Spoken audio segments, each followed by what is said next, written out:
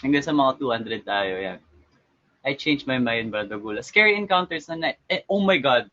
Oh my God. Oh my God. So guys, as in sexual harassment talaga is prevalent everywhere that you go. Thank you sa Miss Comuniverse Lapelian. Ayan, so we think na parang everywhere we go in UP is a safe space. Pero like unfortunately, hindi siya totoo.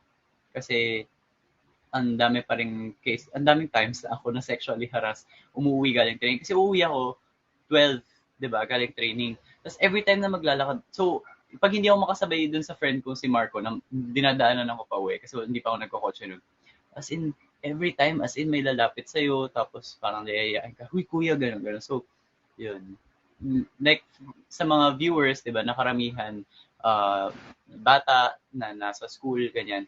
Like, guys, um, yun, I hope that you guys are disillusioned talaga with the world and know that parang ang dami pa ring, we still have a long way to go. I have a long way to go. Like, ang dami ko pa rin, di ba, sa lahat ng, ang dami kong, di ba, hindi pa ako sikat, hindi pa ako, like, amazing na artista. Di ba, hindi pa ako, 1 million yung followers. So imagine what people who are at the top have, di ba, had to go through to get there. So, yun, maraming scary encounter. At saka meron isa, as in ang wild, as in kaka-jogging ko lang. Tapos doon ako palagi nagpa-park sa kung saan kami dati nagtitrain sa UP Pep. So, syempre, ayoko sabihin mo. Yun, kung saan ako pa-park kasi ako. Hello. So, doon ako palagi nagpa-park. Tapos, nung paglakad na ako sa parking, kasi may dumakma nung things ko. So, parang like, napasigaw ako ganun. Tapos, as in, lakas ng sigaw. Kasi mas malakas pa sa sigaw ko kay Carl, ganun.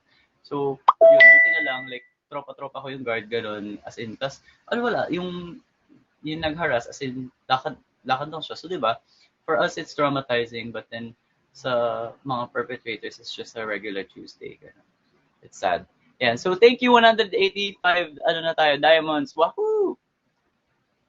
Ganon. So, yeah, medyo sad siya, but then we are not just victims, we're survivors. Thank you sa Miss Comuniverse, Mervin Dizon. Thank you, thank you. Yeah.